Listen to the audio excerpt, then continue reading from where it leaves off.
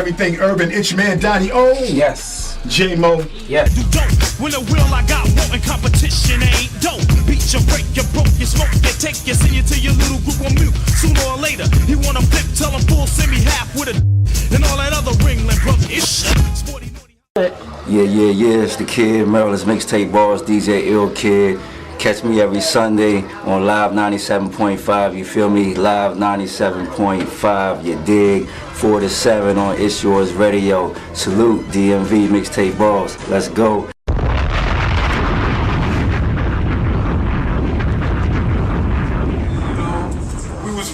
What took us so long, we was in the studio actually this morning trying to clean up a couple joints. We was going to, some unreleased songs that we never, Oh, word. Yeah, so we bought you some stuff. Some classic. Okay, I mind that. Stuff. That's what I like to see. That's what I like to see. That we never put out.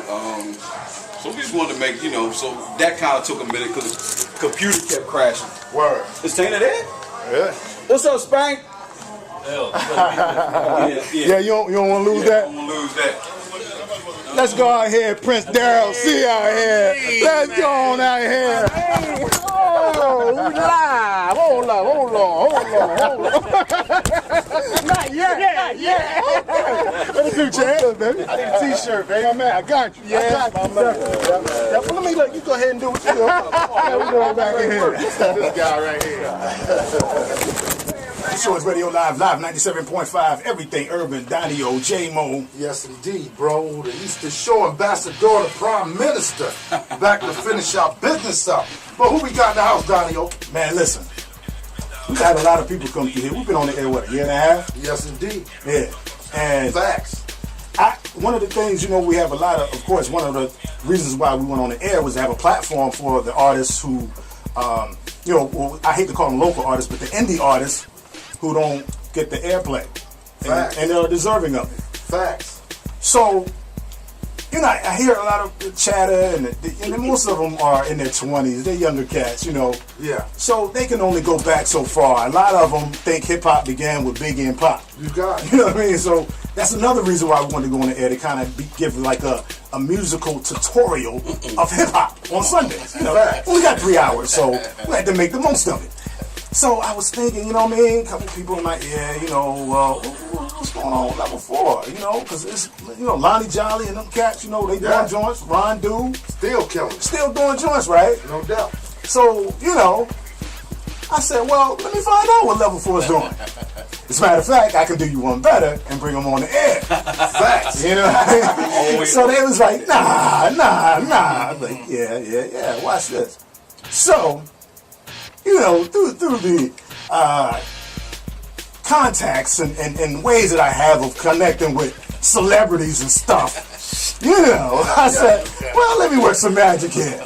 So here we go. We have in the building, New York City Chaz. Yeah. What up, good people? The one, Supreme LD. Yeah. Facts. And the Prince before the Prince. Yes, sir. Before the Fresh Prince. Yes, sir. It was the Prince Daryl C. Knocked down. Girl. Greatest MC ever come from the Eastern Shore. Girl from Mount Dover Brook. From Mount Blake Street. I don't know about Blake Street. Blake Street. Greatest MC. Word up. But one thing that I hear a lot of cats, they talk locally, I hear them and it's like, well, 2002 back in the day, 2006 back in the day, this was the first and that was the first. I'm like, boy, y'all really don't understand. So that's another reason I wanted to get them on, to let them know that this is the first group, the first artist, hip hop artists from the shore that really got put on for real. Facts. And this during the era now, social media, you can kind of control what you do. There's so many outlets and the streaming and whatnot, so you can go worldwide. And I think a lot of times people take that for granted because of the platforms that they have available now. But you got to figure back then, we're talking before 92Q. We're talking V103. Absolutely. You know what I'm saying? OK 100 and all that. Yeah, I was trying to remember other stations. DC. Yeah. So this is before KYS and PGC and all that. You know what I'm saying? So these cats were doing it 30 plus years ago, and they were in high school Do you understand that? High school. Do they understand that, J-Mo? I don't think they understand. They don't know. And High school. High school. So, and I went to high school with these brothers. I'm a few years younger, but I remember these cats, man, and they were like superstars in school. In school. So just imagine today, like these cats that, and they have a record that's being played, and back then it really meant something to have your music on the radio. Yes, sir. Yes, sir. As opposed to now, again, with all these platforms and formats, it's taken for granted. So to have that in 1986, Right. 32 years ago, man. and I remember going to the 4-H park. I think did y'all do a joint like Cash Money? And Marvelous? we were at 4-H. Come on to the mic. So this is Supreme LD. Whoa. Word up. We here, man. We did 4-H. What's happening? We did 4-H with it was our show. We actually headlined, and Cash Money and Marvelous were on the show. We went on before them. I don't know why, but they put us on before them, and we actually left before we saw them perform. The one thing that we were learning at that time was just how to perform, how to have performance etiquette. And the one thing that we were learning was that you get to a show, you get in, you get out, you don't stick around. And that was tough for us because, we were young and we were home, and, his family and his friends, Definitely. And his mad girls. No doubt. Definitely. You trying to bag something. Yeah. And at the time, they was getting us in and out of shows, man. So a lot of times we were just, it was like a blur. You just come in and you do your show. But yeah, we did 4-H with Cash Money and Marvelous. One of our better shows, I think, actually. Word. Yeah. So this is kind of getting ahead of myself. I was just thinking out loud. But go ahead, Al. Give us the backdrop of level 4 for those. Again, that was Supreme LD. Hey, Prince, introduce yourself real quick. Let's go through and introduce yourself. What's good? Prince Daryl C, a.k.a. Sanat. I'm at Supreme LD. Supreme LD, a.k.a. L Fly. Yo, NYC Chaz. Alright. Building. No doubt. The history of level 4 is so convoluted, man. Like, we actually started, probably in 81. We were more or less the Fabulous 4 at first. And, Daryl was extremely... So hold up, wait a minute. So y'all was the Fabulous 4. Right. So y'all before the Fab 5. Yeah. You gotta remember, man, like, we came out, we first started rapping early, like 9, 10 years old, and I know for me, like, Daryl was like extremely popular as a young rapper on the shore. His voice just could cut through like nobody's business, like a grown man. So when I would come and visit during the summer, everybody would just tell me about, yo, yeah, you heard about Daryl. Daryl's like this rapper. So he was in a group, DFC, right? Oh, yeah. And DRC. This Dr. Rock and Company. Yeah, Dr. Rock. Yeah. Okay, yeah. All right, I remember. And you and Bo used to wear the big glasses. So, yeah. So that's how it started. It started with Daryl and his brother. Yeah, Boney Man. Shout out to Wayne, Kid Flash. And they were sort of like crisscross early. Yeah, early. And so I knew some guys from NYCS. Mike Bryant. Shout out to Mike Bryant. Oh, no doubt, definitely. Yeah. And he wanted to combat that. Dr. Rock and them got like crisscross performing with them. Mm-hmm. So NYCS wanted to come out with their own, like, we need to get 2 young guys too. So they picked me and Darnell, Master Rap, my cousin Darnell. Okay. Yeah, so Darnell, what's up, Master Rap? So we weren't anywhere near the level of what Daryl and his brother were. Yeah. So I remember in 1981, Hog Neck Arena, and Mike Bryan and them had a residency there every Wednesday, and I remember them bringing Daryl and Dwayne on stage. That was like a big deal. It's like So they, Ace Quick Rap, shout out to him. Shout out to Joe Chili too. Joe Chili, R.I.P. So Ace saw me in the crowd, and he knew that I rapped too, and I rapped with them a couple times. So he put me on stage next to Daryl and Dwayne, and that's kind of how it started. And around, I think, 83, I moved to Easton permanently. And, you know. So before then, you were in Baltimore? Yeah, I lived in Baltimore. Okay. So, which was, I'm going to tell you, you know, the Eastern Shore has always been a more fertile ground for hip hop than the Western Shore. Like, people on the Western Shore didn't know anything about, you know, doing hip hop. I mean, they heard it, but down here, we were actually doing it. Yeah. Like Mike Bryan and them brought it to the, you know, it was just like a 6-barrel for real. Like, you know, another barrel of New York. Like, we was really doing it. Because Mike Brown's from New York, Mike right? Brown was from New York. Dr. Rock started, Chapter 1, Creative Workshop. All these different crews started popping up. And, you know, being young guys, it just gave us a little more of a notoriety doing it at our age. I'm 83 and I came permanently, you know, Daryl kind of, you know, was like, yo, let's, you know, for some kind of way we just ended up clicking up, just being really just good friends. And after that, the music just started to come. The one thing I think that separated us from other artists at that time in this area, where we didn't come in wanting just to rap. We wanted to make records. Like, we came in writing records. Like, I remember us writing All We On The Air, doing it, you know, practicing it down at Chaz's house. And everybody had a part. Everybody had. So we came in wanting it bigger than just being some rap dudes. Right. And you're talking like 14, 13 years old, wanting to be out there. But it was this guy's voice that did it. I mean, his voice took us so many places. We actually all did it. Yeah, but your voice, I mean, his voice was just, you know, I remember we would go to do shows in other places, and like, I remember we did a show with the Newmarks. Kevin Lyles is like in the Newmarks at the time. Right. And, you know, when Daryl walked in, you know, it was like, you know, they looking like, that's the guy from Level 4. That's the guy with the voice. That's the guy with that, you know, that voice. And, yo, you know, I attribute all success of Level 4 to the voice of Daryl C. Wow. All success. Appreciate that. You know, and it's, so you were 15 when you did All We On The Air, when you recorded that? 15, 16? Yeah, you might have been 16. 16? Yeah, because he was 17. Yeah, because I want people to understand, like, the significance of how young you guys were doing this, you know.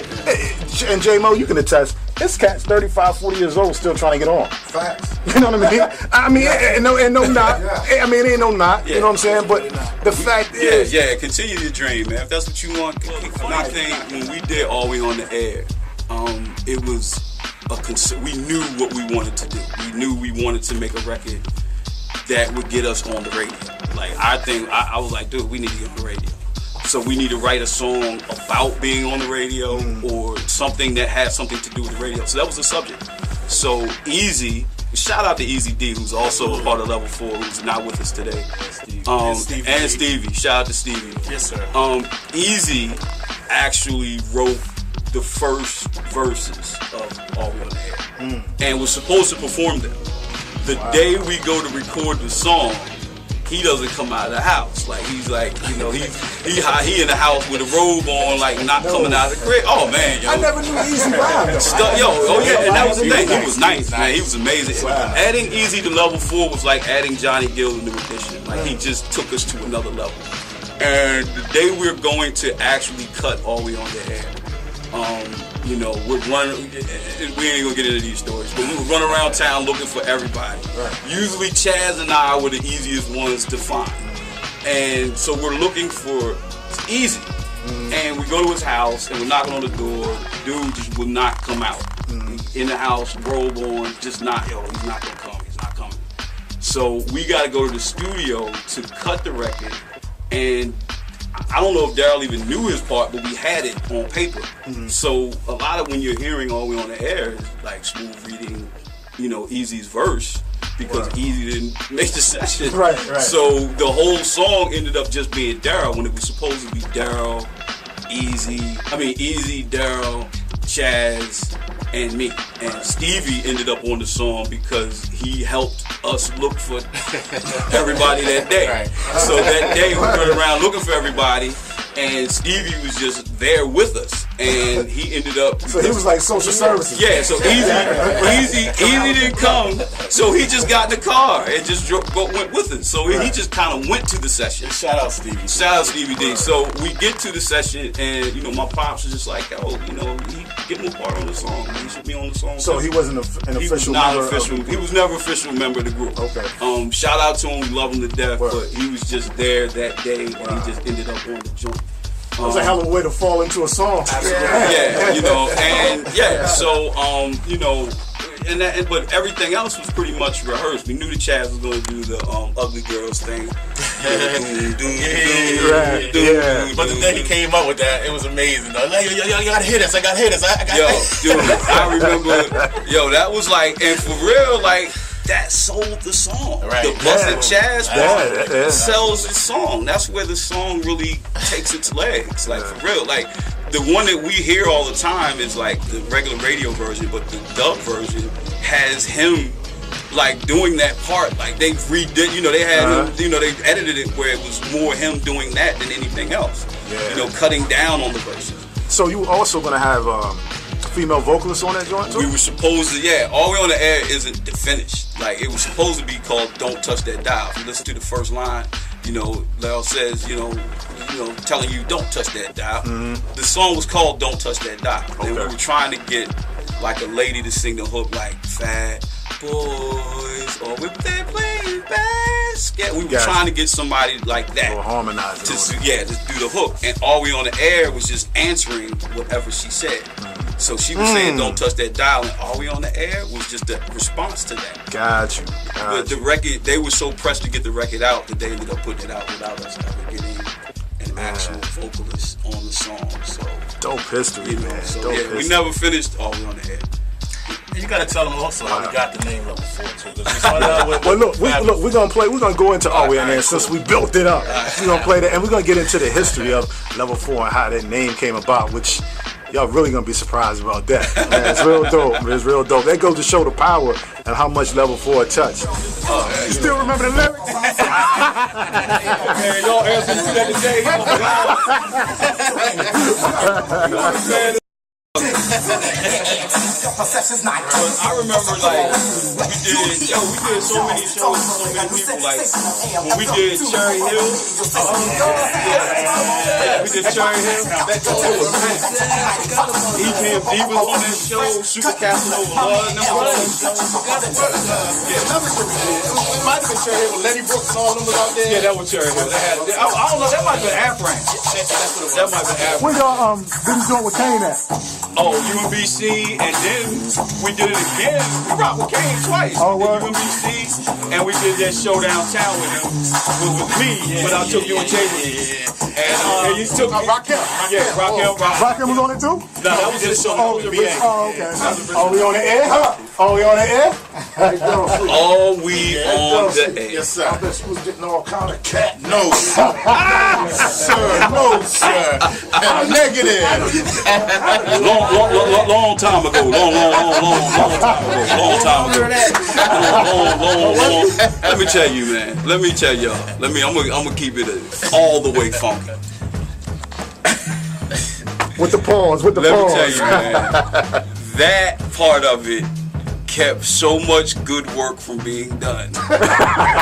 Because, when you 14, 15 and you got a song on regular rotation, it's coming on top 5 at 5, and everybody's thinking that you got a bunch of money, and really we was just trying to build, man. We was trying to sell that record to get to the next record. Right. I mean, it wasn't wasn't nobody expecting to get rich. We thought, okay, we do well enough with this, it'll get us out there big enough to get to the next record.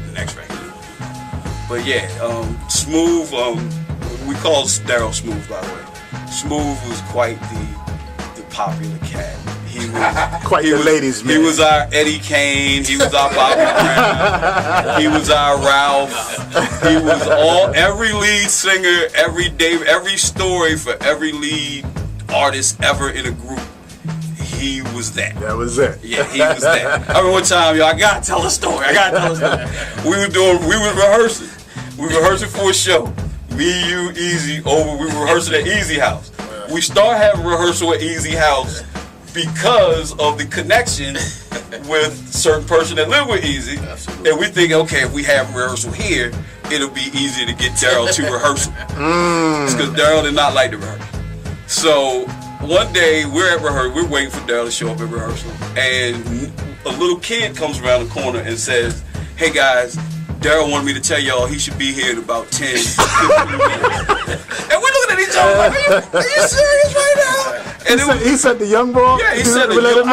I think it was either Nut or Cuddy. Nut came over there. Shout out to Nut.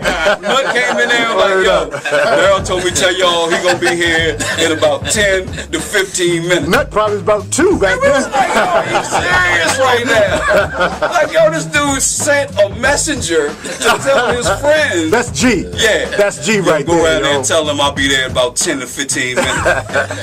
We sitting there waiting too. How long did it actually take though? I don't even know. All I know is Easy was like, yo, who we think he is? Frankie Beverly? And we mains. That's what I heard Easy say. Yo, who we think he is? Frankie Beverly? You know. Man, that's dope. So talk about the history of the name, man.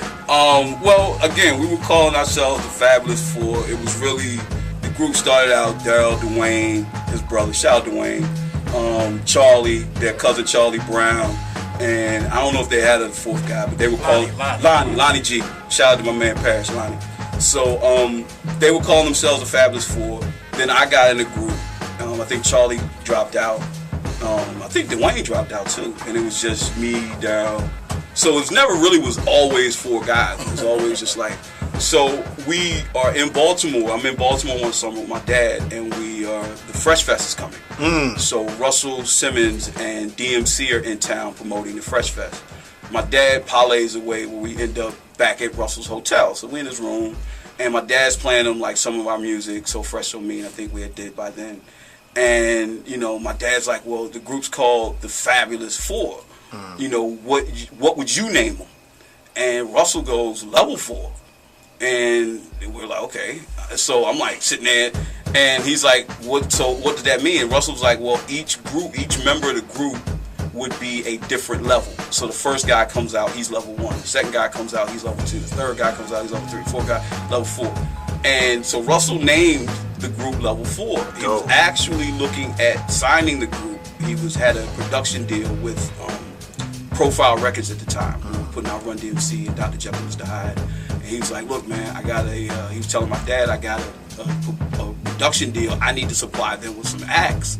And I don't have, I need more acts. So he was like, I want to be able to take this as a part of the deal. So I'm sitting there like, yo, that's what's up. Yeah, so, I'm a huge Russell Simmons fan. So how old are you at the time? I'm like 14, maybe 13. And I'm a huge Russell Simmons fan. He's cursing, he's being right. And so I come back that summer and I'm telling the guys like, yo, I think, we might get this situation with Russell. When I come back, they like, yo, you gonna be the DJ for the group from now on. So I'm like, why? And they like, well, they had added Easy to the group. And again, like, Easy was such a dope lyricist, such a dope MC that it was like adding Johnny Gill into addition. It just took us up. And he, helped us write and craft songs instead of just writing raps. He was helping us craft songs. And, the whole thing with Russell kind of fell through. He started Def Jam instead of doing his deal with Profile. He decided to go in a whole other direction. So Rick Rubin just came in and messed all that up. It messed it up for us, but it made it great for hip hop. Yeah. As you said, look at the history of it. But if you look at the first Level 4 record, you see it is burgundy and silver, and it is that way because we never got a chance to sign with Russell, and my dad, wanted, he didn't want us to feel like we weren't good enough, so he made the label. Yeah, because that's the Def Jam colors. He made the label in Def Jam colors for us. And Jam City. And he created Jam City so that we could have an outlet. Because he was like, I don't want, you got, because when Russell actually told me that he wasn't signing the group. When the Fresh Fest finally showed up in Baltimore, we get passes, we're going to the show, I see Russell, and he's like, yo, where's your dad? I'm like, yo, he's around here somewhere. And he's like, yo, I gotta tell him I'm going in another direction. I'm not gonna sign the group. I'm not gonna do that deal with Profile. And you tell him, he told me, and I'm like, man, that's like sticking a little knife in you, man. It totally broke my heart. So my dad saw that and was like, nah, man, I want. If you want to do this, that's great, but I don't want you dealing with the rejection that comes with it. So I would much rather, if I can figure out a way of putting out songs on you guys than have you guys jumping through hoops for labels and all that. So that didn't happen. But we ended up digging. All We On The Air did get picked up by a New York label, and that's a whole nother story. What I remember is that with To Be Real. Was that on that label? No, that was back on Jam City. We did All We On The Air for Jam City. That got picked up by a label called Trumpet Records out of New York. They had a big song called Babies Having Babies and did a bunch of other things. And but by the time we got to Be Real, we were back on Jam City. And just kind of, which was kind of artist run, to be totally honest. Like, they let us do whatever. Like, I would come up with the labels and all of that, so we kind of did that on our own. One of the, me and J-Mo, we spoke about this on several occasions. And just, I guess, the monopolization of everything, radio, the record labels, and all that, now this is what? It was 86? It's 80, yeah. All We On The Air came out in 86. We recorded it in 85. Okay. So, you're talking about really the beginning, and you had Sylvia Robinson. Sugar Hill, yeah. And then you had Enjoy, and those labels and stuff like that. Then eventually, that's when you had Def Jam, and then it's kind of, it sprawled out from there. And, you look at today, and there's very few labels that are getting deals through the majors now, because the majors is keeping everything. Of course, now you got the streaming system, the streaming now where everybody they skip the whole label part and just put it out on their own. You know what I mean? Which is cool, cuts the middleman out. But you don't have that battery like we were talking about earlier, like with Kane and Rakim and all them had. We're gonna segue right into that. Talk about again, there's so much history with you guys and legendary stuff that you did at such an early age. Talk about being on stage with some of the artists that we look at today and we revere as like, wow, like you on the stage with like Will Smith, who was Fresh Prince at the time, but like that's crazy. So let's talk about that and the different other cats that you on stage with. Well, we did a lot of shows with a lot of people. The closer we were to home, the more we would probably be headlining. The further we got away from home, the more we would just be early on the show. But we did shows with Jazzy Jeff and Fresh Prince. We did about 4 shows with them. Plato's Wheel, Salisbury, Richmond, and Afram. So their song "Girls on the World Number Trouble" was coming out around the same time All We On The Air was, and our management developed a good relationship with their management, and we kind of had a little bit of a familiarity. I actually DJ'd on Jazzy Jeff's set one show that we did.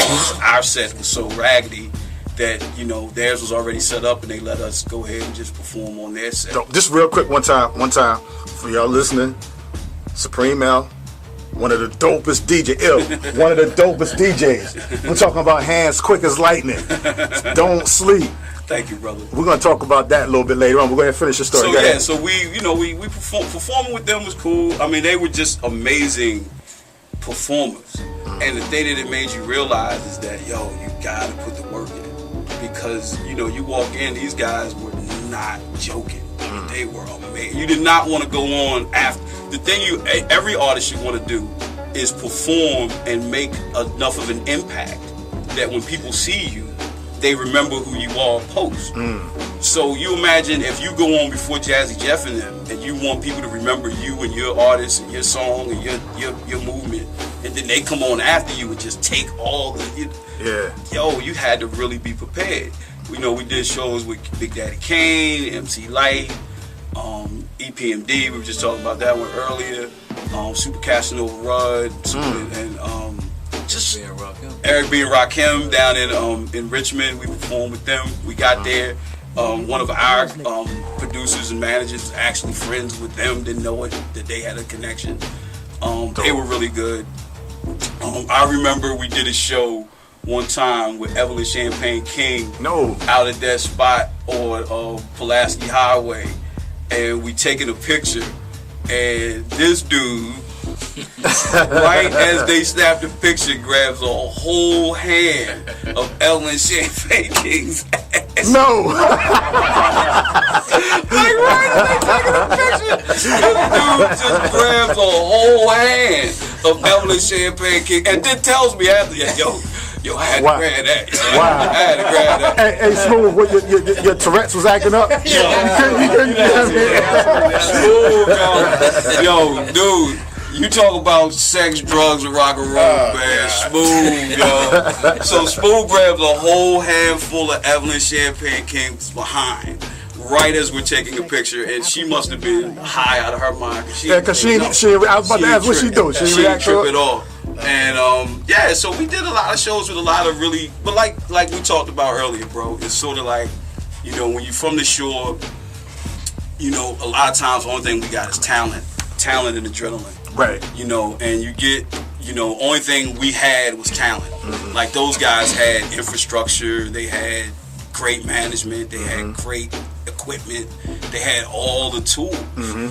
And the only thing we had was, this guy with this great voice, this guy with a great beatbox part, and people will remember us from that. Right. But, as far as being able to really lay it down like we really wanted to and could, we just never had the infrastructure set up to do it. Shout out our manager, father, Jay Russell, man. Rest in peace. We would be nowhere without him. You know what I mean? So we definitely appreciate you. We definitely doing this for you, Pop. Love you. Word. Definitely a pioneer musically on the side of radio. Yeah, man. Like when I see you sitting there. And knowing that he started down at WSID and right across the street from Chaz's old house. Yep, on Port Street. And now you taking the mantle over for like the show's official, Lucky Sam's the new Lucky Sam. Hoppy Adams. New Lucky Sam. New Lucky Sam. New Hop. Let me tell you a funny Happy Adams story, right? Look, so I had the clothing store, right? I had flavors, right? This was like 95, 96. We need to have a flavors reunion, yo. I missed the flavors period, yo. I missed some of those tapes. I missed the flavor period. I missed that era, man. Like I missed it. I wasn't here. That was the Brothers I heard Inc. about it. Yeah, the Brothers Inc. period. You go ahead with the story though. Definitely, yeah. So look, they had the store and had my mom's beauty salon on the other side, right? Right. And so my mom, she always sent customers. My son got the store next door. Go on over there and check him out. I had the incense burning, the music playing, and all that. So Brother Mike, Brother Mike, the shop, Michael Allen, was my business partner, bro. And so Brother Mike was like, "Hey Donni-Oh, Brother Donni-Oh," was me, Brother Donni-Oh. Hey, I got somebody here want to see you, right? So I go out there, and he was like, "Hey, young fella, my wife's getting her hair done over there, and your mom sent me over here." I'm like, "Oh, okay." So I'm showing him around, thinking like, "Okay." I said, "You got any sons or anything?" He said, "Nah, I don't shop for them. You know what I mean? I'm gonna come in here and listen to that good music, right?" So we're just talking, and we get into music. He talking about James Brown used to perform in the Cars Beach, someplace in Chestertown, up in that way. Beach, yeah. So he was talking about that, and he was talking about the Chitlin Circuit, how Starlight used to have different people come through. And I'm like, I was a little too young for that, And Smooth performing Starlight. Yeah, and then he said, "What's nice to meet you?" "Nice to meet you too." So that was the first time. But he never said his name. I never bothered to ask because we jumped right into a conversation. Right. Probably about a month later, he came in again. Hey, what's going on? How you doing? Yeah, everything, So then we got to talking, and then somebody, I can't remember, it was an older cat, walked into the store, and he said, "Happy Adams." I'm like, "Happy Adams?" I'm like, "Yeah, that's the one Happy Adams I know, And come find out that was him all that time, man. So he came into the store probably, at least 10, 12 times. Yo, Happy actually played all the way on the air. On WANN, and he would say it's level 4. It's weak on the air. That's what he would say. It's level 4 and it's weak on the air. And we was like, "Yo, all right, but how bad?" We take them Spanish. Yo, that's dope, man. So yeah, man. Just real quick before time wind up, give me Smoke, Some Smooth, L, with Chad. Give me a top 5. Woo! Now, your top 5. You know what I'm saying? Because Right. everybody always, you know what I mean, debate. It's your top 5, so you can't debate your Right. top 5. Absolutely. Absolutely. I know That's what you said that the other day. Yeah. And I know Pac at the top. I already Absolutely. know that. Absolutely. And we talking about locally or we got Just- okay, I got Pop, I got Jay-Z, Nas, AZ, and I'm gonna say me.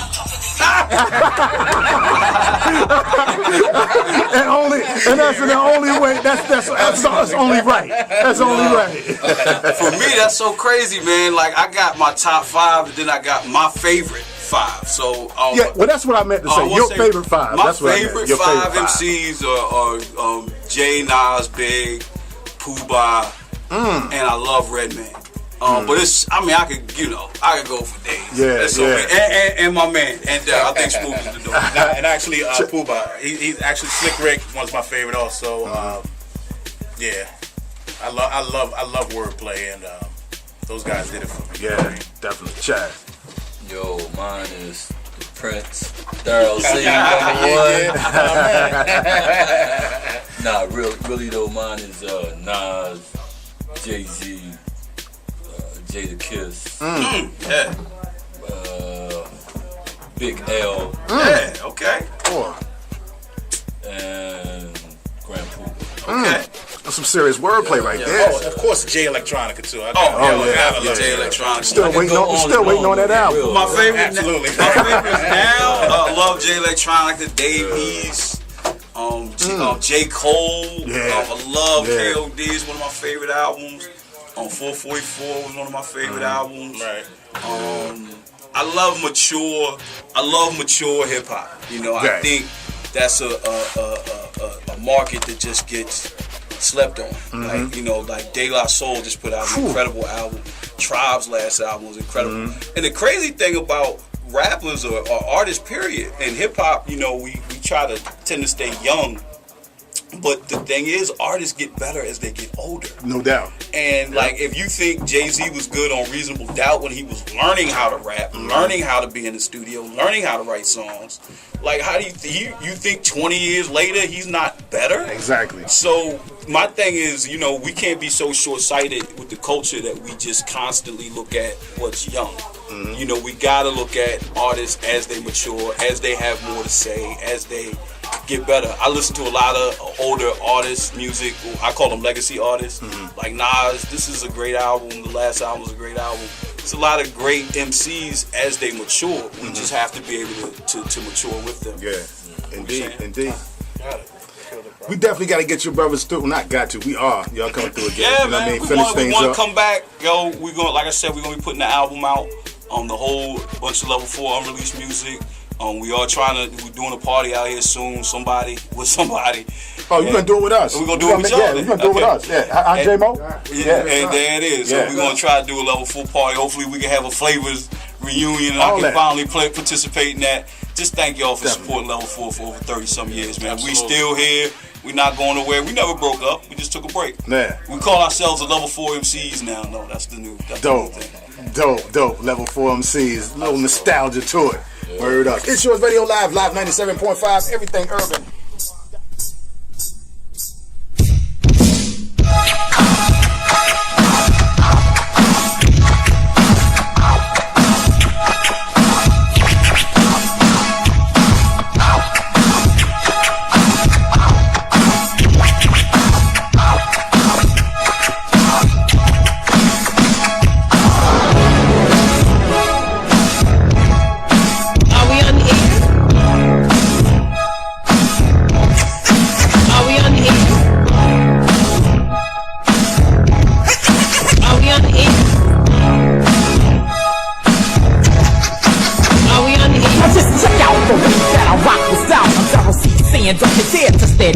Turn up your radio, fly guys and girls, and bust the motivating push of the musical world. As the beat pays the way for the rhymes to be stated, opponents in the beat are all eliminated.